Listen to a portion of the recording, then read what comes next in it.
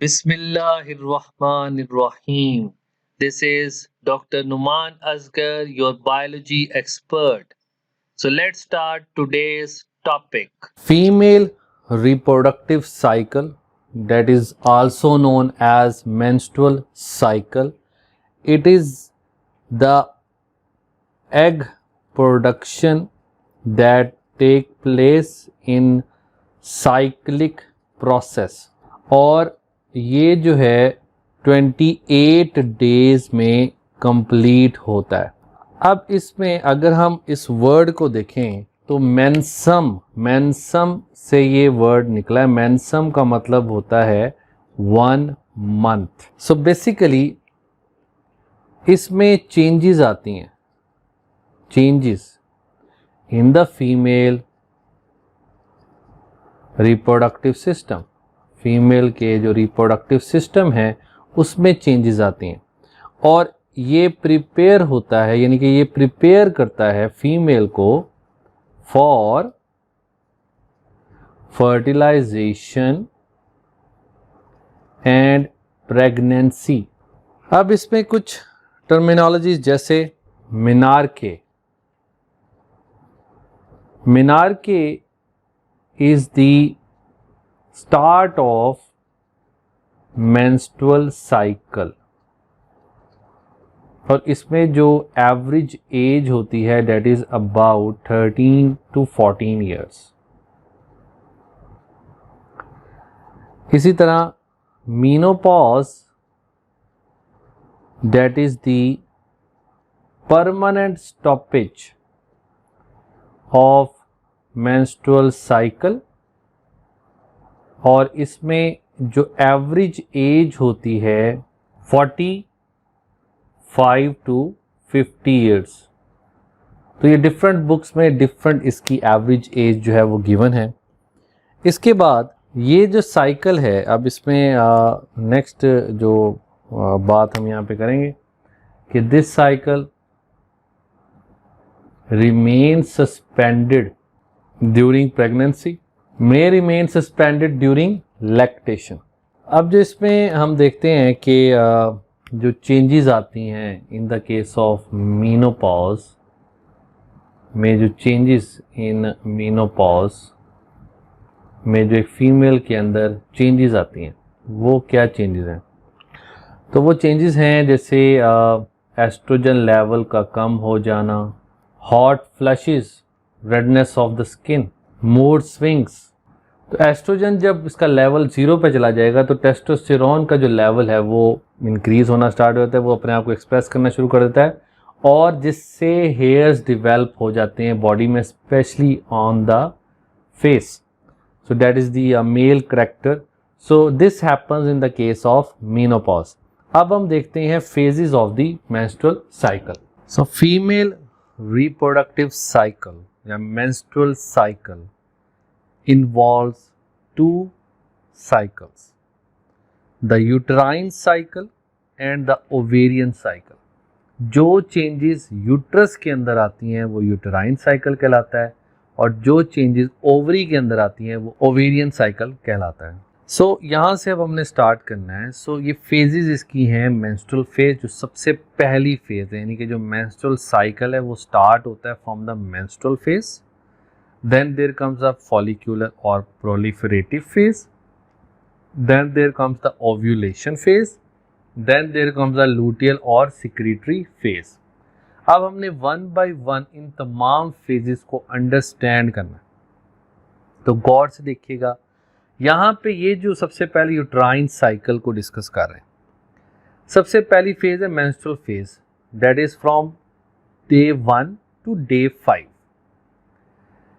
ये यहाँ पे क्या हो रहा है कि जो एंडोमेट्रियम है, ये जो आपको यहाँ पे नजर आ रही है, internal lining of uterus endometrium, ये डीजेनरेट हो रही है, डीजेनरेट।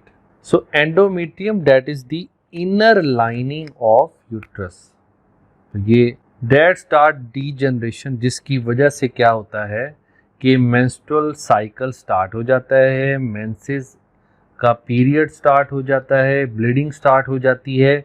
मेंस्ट्रुअल फेज जो कि 1 to 5 डेज तक कंटिन्यू रहता है। अब इस फेज में क्या होता है, यहाँ पे अगर हम हार्मोन्स की बात करें तो there is very low level of progesterone, यानी कि प्रोजेस्टेरॉन का लेवल ही बहुत लो लेवल पे है progesterone hair.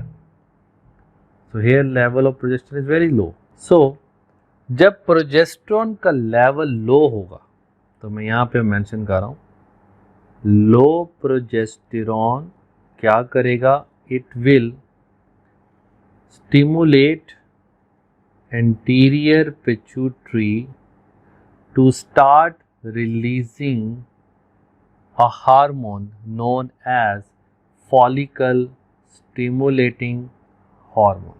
So what happened?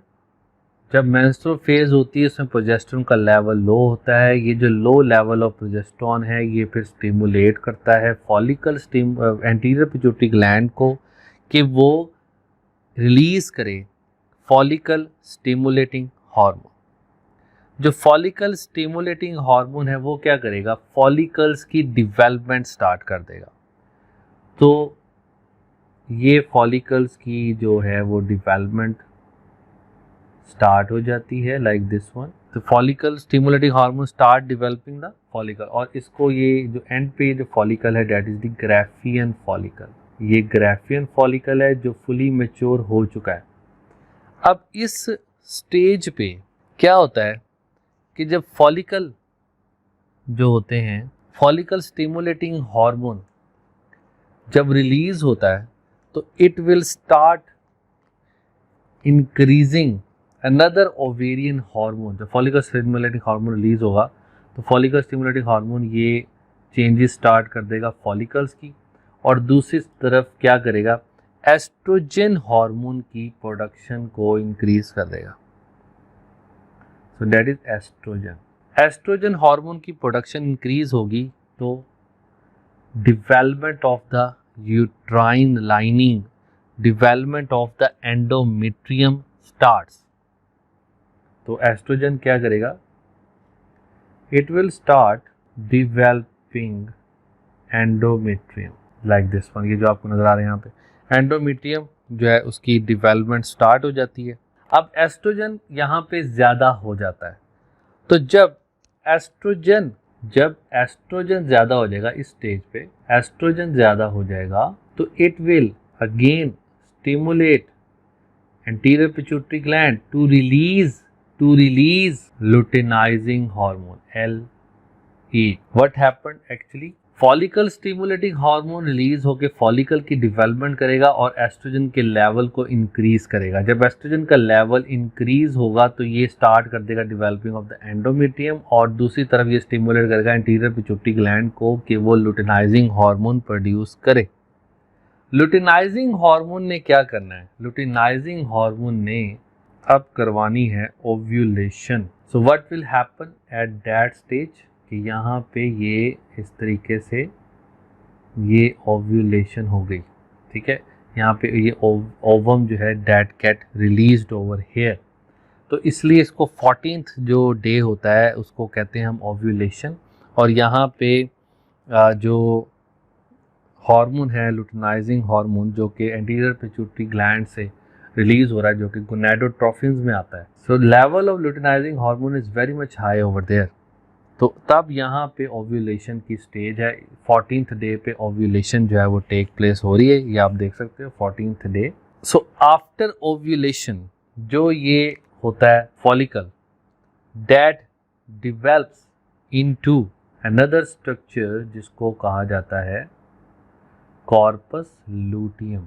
और इस स्टेज पे क्या होगा, अनदर हार्मोन जो ये प्रोजेस्टेरॉन जो था इसका जो लेवल जो पहले इनिशियली कम लेवल था वो अब यहाँ पे जैसे ही ये कॉर्पस लूटियम स्टार्ट होगा तो प्रोजेस्टेरॉन का लेवल इंक्रीज हो जाएगा।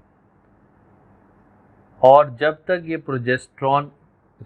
कॉर्पस लूटियम जो है ये डेवलप रहेगा तब तक प्रोजेस्टेरॉन का लेवल जो है वो इंक्रीज रहेगा, चलता रहेगा। और प्रोजेस्टेरॉन का लेवल जब इंक्रीज होगा तो प्रोजेस्टेरॉन क्या करता है, it vascularise, it maintains endometrium. तो ये मेंटेन करेगा प्रोजेस्टेरॉन एंडोमेट्रियम को, वेस्कुलराइज करेगा एंडोमेट्रियम को फर्दर। पहली वेस्कुलराइजेशन एस्ट्रोजन ने की, स्टार्ट डेवलपिंग, और ये वेस्कुलराइज भी करता है यहाँ पे। और जो फर्दर वेस्कुलराइजेशन है that is carried out by this progesterone hormone. और यहाँ पे जो है ना, अब इस फेज में इंक्रीज हो जाती है थिकनेस ऑफ एंडोमेट्रियम। तो ये जो फेज है लूटियल और सिक्रेटरी फेज, इसमें एंडोमेट्रियम की थिकनेस इंक्रीज हो जाएगी। फिर क्या होगा कि जब कॉर्पस लूटियम अगर फर्टिलाइजेशन नहीं होती तो कॉर्पस लूटियम स्टार्ट डीजेनरेशन, और इसकी जो डीजेनरेशन है उससे क्या होगा कि प्रोजेस्टेरॉन का लेवल फॉल कर जाएगा। जब प्रोजेस्टेरॉन का लेवल फॉल कर जाएगा तो endometrium will start degeneration again, और फिर से मेंस्ट्रुअल फेज जो है वो स्टार्ट हो जाती है। सो इसको हम दोबारा से देखते हैं, all the phases. Firstly what happened कि यूटराइन साइकिल और ओवेरियन साइकिल, यानी कि यूट्रस और ओवरी दोनों में जो चेंजेस आती हैं वो हम मेंस्ट्रुअल साइकिल में डिस्कस करते हैं। मेंस्ट्रुअल फेज जो कि स्टार्ट होता है from one day to 5 day तक चलता है, 5th डे तक चलता है। और इसमें क्या होता है कि एंडोमेट्रियम जो कि inner lining of the uterus है, इट स्टार्ट डीजनरेटिंग और ब्लीडिंग स्टार्ट हो जाती है। इस वक्त प्रोजेस्टेरॉन का लेवल बहुत लो होता है। अब दूसरी तरफ क्या होता है कि जैसे ही प्रोजेस्टेरॉन का लेवल लो होता है, ये स्टिमुलेट करता है एंटीरियर पिट्यूटरी ग्लैंड को to release follicle stimulating hormone. Follicle stimulating hormone क्या करता है, प्राइमरी फॉलिकल्स की डेवलपमेंट स्टार्ट कर देता है। वो प्राइमरी फॉलिकल फिर ग्राफिन फॉलिकल बन जाते हैं। फॉलिकल स्टिमुलेटिंग हार्मोन दूसरी तरफ क्या करता है, एस्ट्रोजन की प्रोडक्शन को इंक्रीज करता है। एस्ट्रोजन की प्रोडक्शन जब इंक्रीज होती है तो वो डेवलपमेंट स्टार्ट कर देता है एंडोमेट्रियम की, और उसको वेस्कुलराइज करता है। उसके बाद जो इंक्रीज हो जाता है जब एस्ट्रोजन, तो वो स्टिमुलेट करता है एंटीरियर पिट्यूटरी ग्लैंड को to release luteinizing hormone. This luteinizing hormone will causes ovulation, यहाँ से ओवम जो है वो रिलीज हो जाएगा। दैट ग्राफियन फॉलिकल का जो स्ट्रक्चर है, जो रप्चर्ड फॉलिकल है, that will become corpus luteum, जो कि येलो ग्लैंडुलर स्ट्रक्चर होता है, yellow glandular structure. The corpus luteum फिर स्टार्ट कर देगा प्रोडक्शन ऑफ प्रोजेस्टेरॉन अगेन। और कॉर्पस लूटियम अगर फर्टिलाइजेशन हो जाती है तो डिवेल्प रहेगा, मेंटेन रहेगा, प्रोजेस्टेरॉन रिलीज करता रहेगा। प्रोजेस्टेरॉन फिर मेंटेन करता है प्रेगनेंसी को भी। तो अगर फर्टिलाइजेशन हो जाती है तो प्रोजेस्टेरॉन को मेंटेन करेगा, और अगर फर्टिलाइजेशन नहीं होती तो कॉर्पस लूटियम डीजनरेशन इसकी स्टार्ट हो जाएगी और प्रोजेस्टेरॉन का लेवल भी लो हो जाएगा। फिर एंडोमेट्रियम की जो एंडोमेट्रियम जो है दैट स्टार्ट डीजनरेशन, और फिर से मेंस्ट्रुअल फेज जो है वो स्टार्ट हो जाएगी। सो अब हम इसके इम्पॉर्टेंट पॉइंट्स को डिस्कस। अब यहाँ पे जो आपके सामने एक क्वेश्चन प्लॉट हुआ है, आपको यहाँ पे नजर आ रहा है, in menstrual cycle which period is known as menstrual phase. 1 to 5 days, 6 to 14 days, 15 to 28 days, 14 to 15 days। सो अभी हमने डिस्कस किया कि जो मेंस्ट्रुअल फेज है वो 1 to 5 days तक होती है। फिर उसके बाद नेक्स्ट क्वेश्चन है, which period is of the cycle is known as proliferative phase. Proliferative phase को हम फॉलिक्यूलर फेज भी कहते हैं। तो फॉलिक्यूलर फेज जो है that takes about 6 to 14 days। So बीटा आंसर। उसके बाद नेक्स्ट ये जो आपके सामने डायग्राम में क्वेश्चन आ रहा है, in menstrual cycle during which days rising estrogen level. Estrogen का लेवल जो है वो कब हाई होता है, तो एस्ट्रोजन का लेवल किस फेज में हाई होता है, फॉलिक्यूलर फेज में। तो that is 6 to 14 days। In menstrual cycle which days rises, progesterone का लेवल कब हाई होता है, जब लूटियल फेज स्टार्ट होती है, यानी कि सिक्रेटरी फेज स्टार्ट होती है। सिक्रेटरी फेज का क्या है, 15 to 28 डे, 8th जो डे होगा तो वो उसमें प्रोजेस्टेरॉन का लेवल जो है वो हाई होता है। अब ये कुछ इम्पॉर्टेंट जो पॉइंट्स हैं वो देखिएगा कि एस्ट्रोजन की बात करेंगे पहले। एस्ट्रोजन जो है that is release from the, ये रिलीज कहाँ से हुआ, राइपन्ड फॉलिकल से रिलीज हुआ, ripened follicle and interstitial cells of ovary से ये रिलीज होता है। अच्छा, इसने क्या करना है, एस्ट्रोजन ने ये इनिशिएट करता है production of endometrium and vascularise it. Vascularise का मतलब कि ब्लड सप्लाई को इंक्रीज कर देगा। ये तो हो गया एस्ट्रोजन का फंक्शन। अब आए थे प्रोजेस्टेरोन के फंक्शन पे। ये दोनों ओवेरियन हार्मोन्स हैं, तो इसलिए हम सबसे पहले इसको डिस्कस कर रहे हैं। जो प्रोजेस्टेरोन है वो किधर से रिलीज होता है, that is release from ruptured follicle. Ruptured follicles या हम ये कह सकते हैं कॉर्पस लूटियम से ये रिलीज होता है। और इसके जो फंक्शंस हैं उसमें and also from placenta, yes, and from placenta से भी ये रिलीज होता है।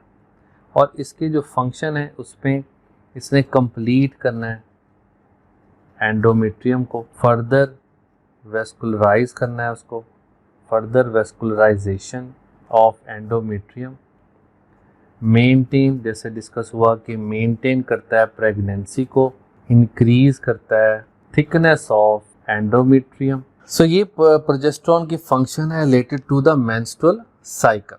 अब एक चीज़ जो यहाँ पे बहुत ज़रूरी है और मैं यहाँ पे मेंशन भी करता हूँ कि हार्मोन्स जो होते हैं ऑफ ओवरी ये कंट्रोल करते हैं चेंजेस इन यूट्रस, और जो हार्मोन्स रिलीज होते हैं फ्रॉम एंटीरियर पिट्यूटरी ये कंट्रोल कर रहे हैं changes in the ovary. So ovary के जो हार्मोन्स हैं वो यूट्रस की चेंजेस को कंट्रोल कर रहे हैं, और एंटीरियर पिट्यूटरी के जो हार्मोन है वो ओवरी के अंदर जो चेंजेस है उसको कंट्रोल कर रहे हैं। तो हम ये भी कह सकते हैं कि ओवरी के जो हार्मोन्स हैं वो यूट्राइन साइकिल को कंट्रोल कर रहे हैं, और जो एंटीरियर पिट्यूटरी के हार्मोन है वो ओवेरियन साइकिल को कंट्रोल कर रहे होते हैं। अब इसमें नेक्स्ट देखिएगा, हार्मोनल जो इंटरेक्शन है अब हमने उसको डिस्कस करना है। जो फॉलिकल स्टिमुलेटिंग हार्मोन है ये इनिशिएट करता है, फॉलिकल स्टिमुलेटिंग हार्मोन स्टार्ट करता है प्रोडक्शन ऑफ एस्ट्रोजन। इसने एस्ट्रोजन प्रोड्यूस किया। एस्ट्रोजन प्रोड्यूस करने के बाद एस्ट्रोजन क्या करेगा, ये इसको इनहिबिट कर देगा। इसको कहते हैं negative feedback. Next point, increase होगा जब एस्ट्रोजन का लेवल, जब एस्ट्रोजन का लेवल इंक्रीज होता है तो it will start production of, estrogen के लेवल से वो स्टिमुलेट करेगा एंटीरियर पिट्यूटरी ग्लैंड को, और उससे क्या होगा, लुटेनाइजिंग हार्मोन प्रोड्यूस होगा। अब इसको कहते हैं हम पॉजिटिव फीडबैक। नेक्स्ट देखिएगा कि जब लुटेनाइजिंग हार्मोन का लेवल कम हो जाएगा, जब ओव्यूलेशन हो जाती है तो उसके बाद लुटेनाइजिंग हार्मोन का लेवल कम हो जाता है। जब वो लेवल कम हो जाएगा तो प्रोजेस्टेरोन का लेवल ज़्यादा हो जाएगा।